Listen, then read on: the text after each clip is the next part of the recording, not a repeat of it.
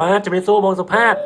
បាទសួស្តីសុថានមិនតែបងថ្ងៃនេះបានជិះឡានមើលទស្សនវិជ្ជាទីសភាពទៅខេត្តរតនគិរីកាត់តាមខេត្តកាចេះនិងស្ទឹងត្រែងនេះបាទសម្រាប់អារម្មណ៍ខ្ញុំវាប្លែកម្យ៉ាងដែរដោយសារតែទីមួយនេះជាលើកដំបូងរបស់ខ្ញុំដែលបានធ្វើដំណើរឆ្លងកាត់ខេត្តស្ទឹងត្រែងហើយយើងមានគោលដៅទៅខេត្តរតនគិរីវាបើយើងមើលតាមទេសភាពគឺស្រស់ស្អាតមែនទែនមានរុក្ខជាតិខៀវខ្ចីអមតាមដងផ្លូវដែលធ្វើអារម្មណ៍យើង relax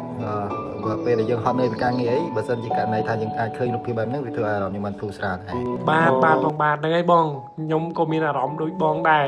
ព្រោះអីឃើញថាទស្សនវិជ្ជាទីសភាពតាមផ្លូវទៅ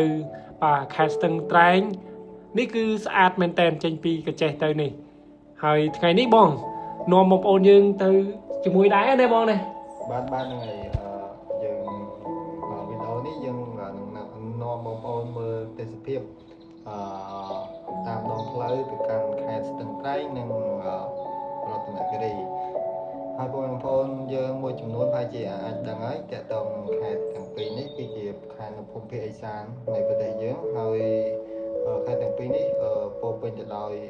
កន្លែងកំសាន្តបែបធម្មជាតិដូចជាមានភ្នំ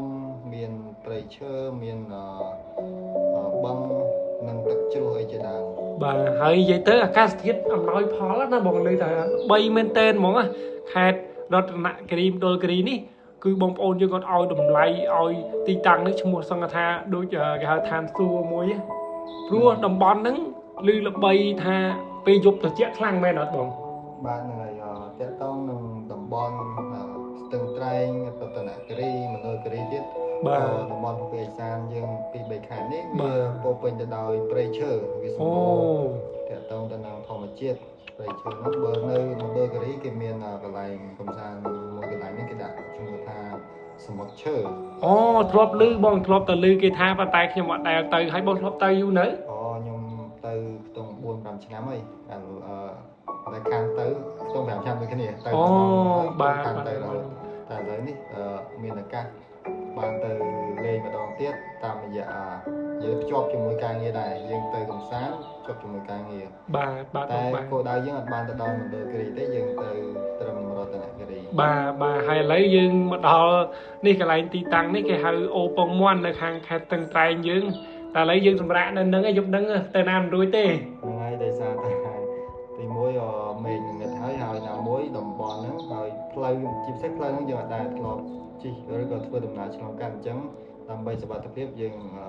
សម្រាប់នៅទីនេះមួយយប់សិនចាំដំណើរចាំយើងបន្តដំណើរទៅទៀតបាទបងបានអញ្ចឹងជម្រាបលាបងប្អូនយើងនិងបងសុផាតចាំស្អែកចាំយើងបន្តដំណើរទៅយើងនិយាយគ្នាលេងបន្តទៀតបាទហ្នឹងហើយបាទអញ្ចឹងជម្រាបលាបងប្អូនទាំងអស់គ្នាចាំតាមដានបងប្អូនទាំងអស់គ្នាបាទហើយយើងជួបគ្នាម្ដងទៀតនៅវីដេអូនេះអូខេបាយបាយ